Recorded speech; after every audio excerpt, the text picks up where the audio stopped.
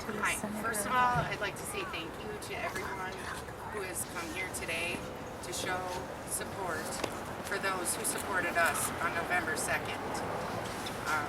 We gathered as a community on that day and brought a letter to Enbridge, which they refused multiple times as we've heard them.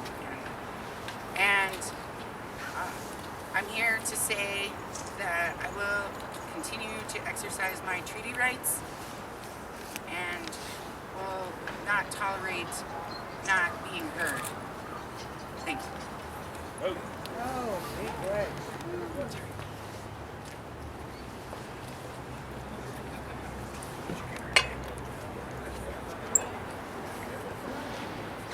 Hi everyone, thank you so much for coming out today. It really means a lot to us to have your support.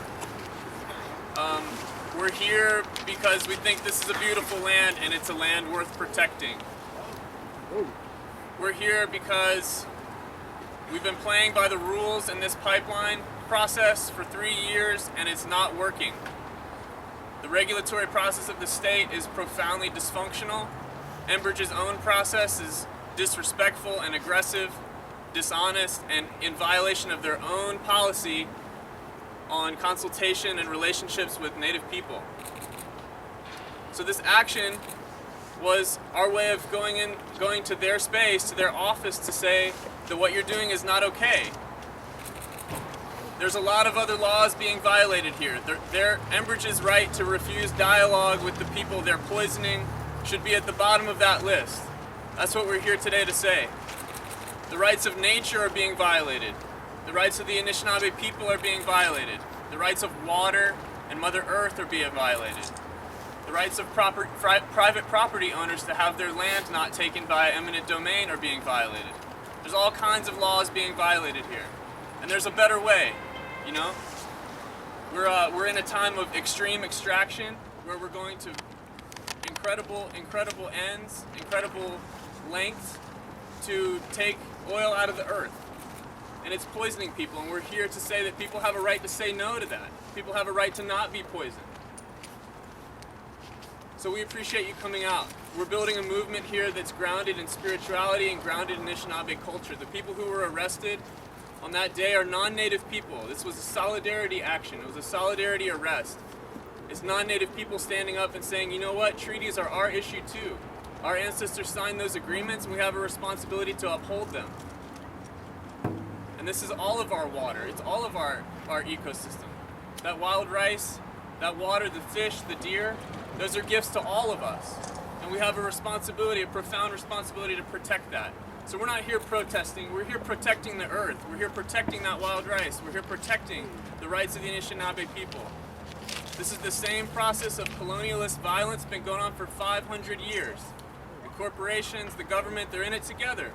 The PUC is letting them run the show, and we've had enough. 500 years is enough. So thank you so much for being here. We really appreciate it. We want to hear your voices too, so how about I lead a couple of chants? I'm going to ask you a question. The answer to it is stand up, fight back. When our fresh water is under attack, what do we do? Stand up, fight back! When indigenous people are under attack, what do we do? Stand up, fight back! When the global climate is under attack, what do we do? Stand up, fight back! When Mother Nature is under attack, what do we do? Stand up, fight back! Thank you so much.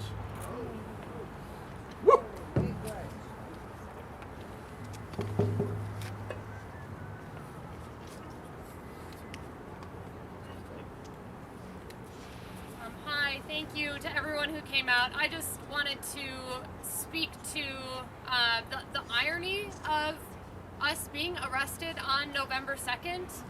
Enbridge commits crimes every day, right? They are trying to lay pipe on tribal land without the appropriate legal consultation. They are poisoning our water and our food and our communities through oil spills that happen all the time, all across the United States. And they're also breaking laws of nature by transporting the very fuel that pollutes our atmosphere and is causing global climate change.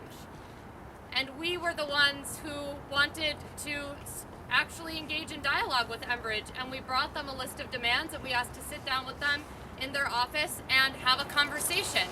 and we were denied. They do not want to have a conversation. They do not want to engage with us. They want to make a profit. And so we stayed and we said, enough is enough, right? Enough is enough. And we're here today to support the ongoing efforts of people who have been working to protect this land and protect their communities for years and years. So thank you again to everyone being out here today. It really means a lot.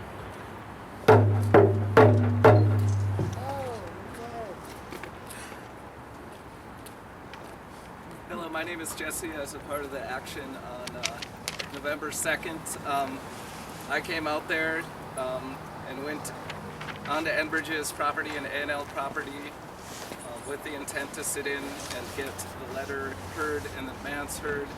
I knew that they wouldn't, but sometimes you got to do something like that to have a moment like this where we can get together and have a more honest conversation. And what we need more than ever is honest conversations, and not to have our future and way of life dictated to us by Enbridge or the Minnesota Public Utility Commission or any group that's focused around the acquisition of profits. We have a serious crisis that people are forgetting science and they're forgetting humanity, and they're thinking that a quest for profits makes more sense, giving just a few people the ability to hoard a wealth so powerful that they get to decide whether or not you get to have jobs and food and clothes and shelter, and they can make rules that hurt Native folks, that hurt black folks, that hurt white folks that they don't like. And there's just too much power in too few hands, and we need to be able to have real conversations. And if their laws forbid us from having real conversations, there are moral laws. They're laws I don't want, and they're laws I won't behave with. My friend Jeremy over here says every day that we're borrowing the earth from our children, and I was in there out of concern for children, and I believe Enbridge is trespassing on our children's future, on our children's earth, and I don't think of us as trespassers. I think we were reclaiming space for good, and I just want people to think that children have to live with the world that we're making, and I want people to be concerned about other projects like sulfide mining and things like that that are going to impact all of us and Native folks first. This is the last week for comments to over the polymet stuff, and I'd like people to research sulfide mining and how that impacts people as well. Thank you.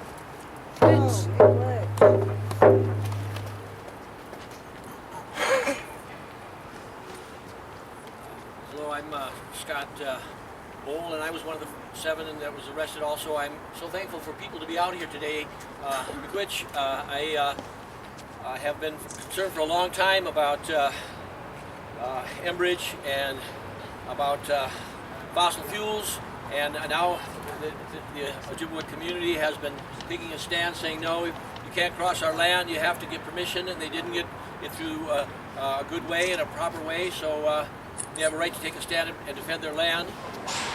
Also, I'm thinking about what's happening in Paris right now and our concern about fossil fuels. We have to move away from fossil fuels. No one can deny there's climate change going on. We have this strange warm day today, December 8th, and we have to make a safe and better world. We have to take care of our lakes, and we have to be concerned about tar sands. And so I'm so glad to see people here today. We're going to be going to court. I'm very thankful to have this good a number of people coming out and supporting us, and it's important for more and more people to become aware of what's going on with the tar sands threat, and be aware of treaty concerns and land rights. Thank you.